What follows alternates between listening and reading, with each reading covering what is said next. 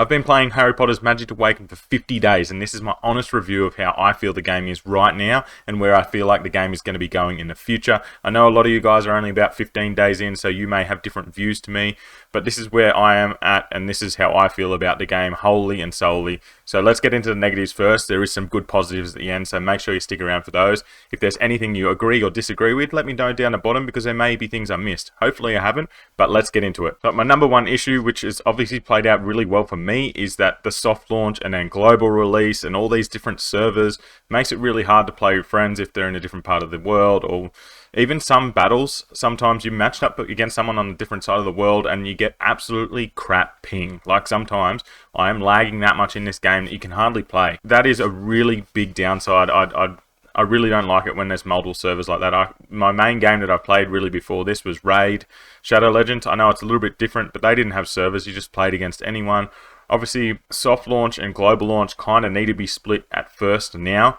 It does look like they want to join these later down the track because they put out an announcement. I feel like it needs to be still a fair bit away, because those 2 months that some people had to really grind and work their way up, some people have leveled cards up to like 17, 18 and stuff like that, whereas no one would even, I'm not even close to that. I don't spend very much, but people just starting out are only in the 8s and 9s, and it takes a very, very long time to get up to there. So I think they should keep these split, but I still don't like how soft launch happened and now it's global. Like, your game should be good enough. Just give it to the world. A big talking point that a lot of people have brought up is the caps on getting rewards and gold and gems and stuff.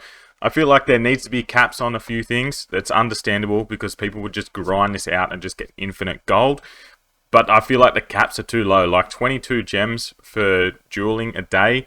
You need to grind so much to get to the top level of duels. And 22 gems and 585 gold, that's not much. It's only like 5 or 6 battles depending if you win or lose. I understand the key limit, 3 a day. Maybe if they limit it to 3 gold a day and maybe 5 silver, so you get a few more keys. I just feel like it's a bit low. Same with the Forbidden Forest, where you can only do a certain amount a week, and I just feel like they're limiting the grind too much. Obviously this can be good because people can't just grind out a game and get to the end really fast. That kind of makes people play, and you don't feel like a slave to the game and have to play 6 hours a day just to keep up. Obviously this is offset by people who pay to win and just can buy gold. But for your free-to-play players, I feel like you need to give people a little bit more rewards for a daily play. At this point in the game, I feel like there just isn't enough content. Obviously, it's really only been out for 11, 15 days, whatever it is, and I see people complaining and all this stuff.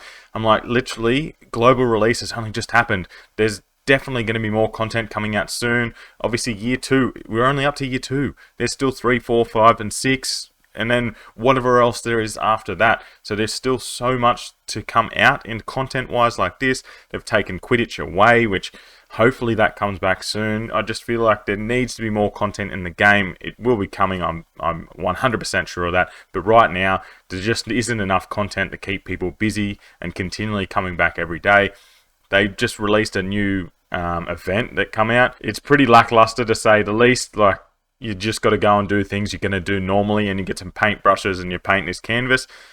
Pretty mundane, crappy. You get 200 gems, which is good. It's a free 200 gems, so you can't really complain about that. But if you go back to this event, the club event that you've done, it actually got you to interact with your other club members and do things together. So you got to know the people that were in your club a little bit more because you're kind of talking to them a little bit. Yes, this was hard to always line up with other people, but it was a bit more of a inclusive event and something to actually work towards, because you got a final prize at the end. So I'd really like them to do more events like this rather than these just cheesy whatever events that they throw in here and there. Possibly the worst thing about this whole game is how this chat system works. It is over the top buggy crap. So hard to talk to people. Notifications don't come up properly.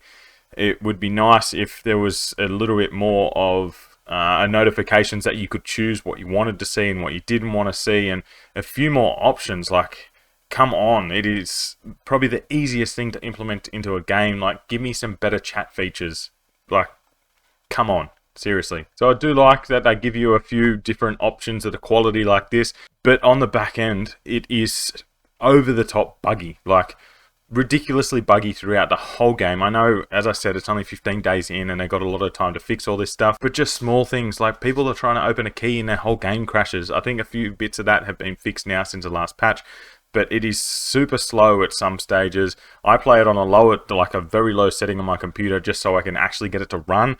It's just not optimized. There needs to be major optimizations that need to be done in this game. Over in the Adventure Club, it just doesn't get any better, because once you're over here and you have a full team that is continually beating the bosses, you literally just keep getting these coins, and there is nothing to do with them. If everyone in your club is getting the same thing, you just have nowhere to put them. I have 7,000 of each coin, and before I even get a chance to level up any of these, they are fully leveled. They are absolutely useless. They need to give us an arena shop, an adventure shop, or somewhere where we can go and spend these on something else, and maybe even don't have them open for the first 3 days so this gets uploaded, but there just needs to be somewhere else to spend these coins. Maybe we can convert them into keys or something else. Like, this is just absolutely useless. So the last thing that I've got here is the explanation of the game. They make it really hard to understand everything. Obviously, that's where I come in, and it's really good for me. But for you guys just playing the game, or if you haven't found me yet, you have no idea how to do a lot of things. The guides that they give you are crap. So I just feel like they need to do a little bit better of explaining some little bits within the game for everyone to understand, because not everyone goes onto YouTube and watches videos like this. But that is it for the negatives.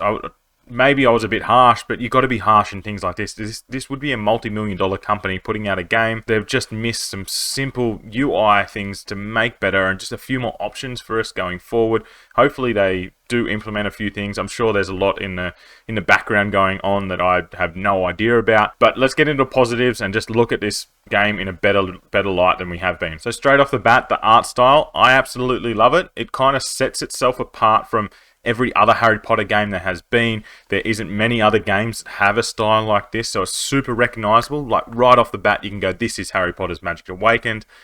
I know it's polarizing. Some people absolutely hate it because it's not a normal style, but I think it sets itself apart. The coloring and textures and everything looks sick.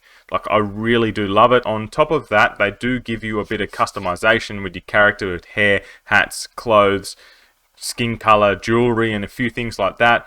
Although a lot of it is gated by cost, which really sucks, but they do give you a fair bit that you can actually grind for. I do like that. The thing about this game, yeah, it may be pay to win in certain parts. The top of PvP you are definitely not going to get to unless you pay to win right now. Maybe down the track, if you really grind and you get your cards to the top level, you could be a free-to-play at the top, but that is going to take a very long time. But I do like that they give you an avenue for a grinder. If you want to grind your way up, earn your cards, and take your time, you can do that. Nothing is paywall gated except for a couple of wands, which give you minor bonuses.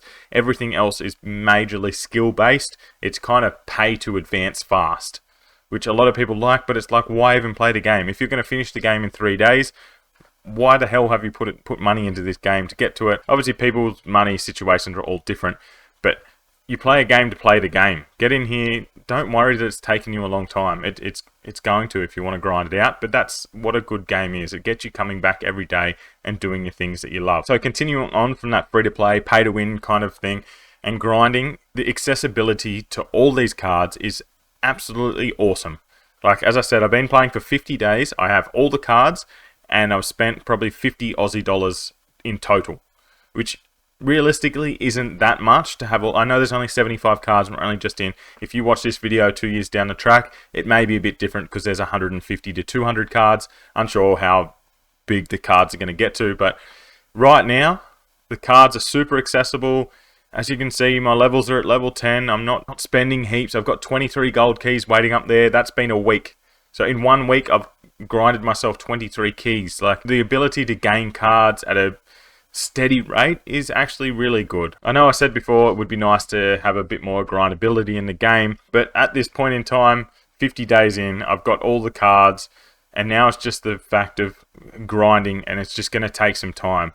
I think you can pretty much boost up to level 30 or 40 spell book within a week or so, and then that's where it starts to slow down. But that's what all games do. They hook you by letting you speed through a lot of the first content, and you're like, yes, this is a great game, speeding through, and then they just slow down. So that's nothing out of the ordinary to me. Another thing that I love about this game is all these hidden treasures that you can find, chests that are just laying about that give you free gold and gems and a few other little things that are within the game. If you didn't know about these, there is about 68 to 70 of these, I believe someone said to me, that are hidden around the whole of Hogwarts and Diagon Alley. There's so many to find. So whenever you go anywhere new, just look around, go everywhere, because they are just sitting there. And every time the game does get updated, sometimes there's more in there. So make sure you go and look again whenever there is an update. So on top of things being hidden everywhere, something that I really love about this game is just the story nostalgia. It feels like you're going in Harry's footsteps and Hermione's footsteps and going through the story as yourself rather than them. It is a little bit weird that you're 7 to 10 years after they've completed school and the exact same things are happening. It is a little bit weird like that, but it is cool that it is yourself going and beating Fluffy and beating the basilisk and things like that. I think it's really cool, and if you really immerse yourself into it enough, it's like you're in Hogwarts. So I think this is a massive point for people that are about my age and even younger, that kind of, or even older really, I grew up with this book. I think I was in primary school when it first came out, and I read the books as it came out. So it's so cool to just take you back and go through the books or videos, however you consume the content, and feel like you're doing it yourself. My favorite part of this whole game is still to come, so you better wait for that. But right now, one thing that I was pretty harsh on was the content within the game. The story mode, there's not enough. But as I said, it's definitely coming. I know there's more years coming. On top of that, there's more echoes that are definitely coming. And there's definitely more cards that are not in the global release of the game. So right there, that is 3 things to build on this game already. Plus, I said Quidditch wasn't in. Quidditch should come back. Don't know why it went out. I'm sure there'll be more in the Forbidden Forest to do. There is so much more content that needs to come back or come into this game. So looking forward, I'd see a very bright future in this game. I absolutely love that there is something that they can build towards.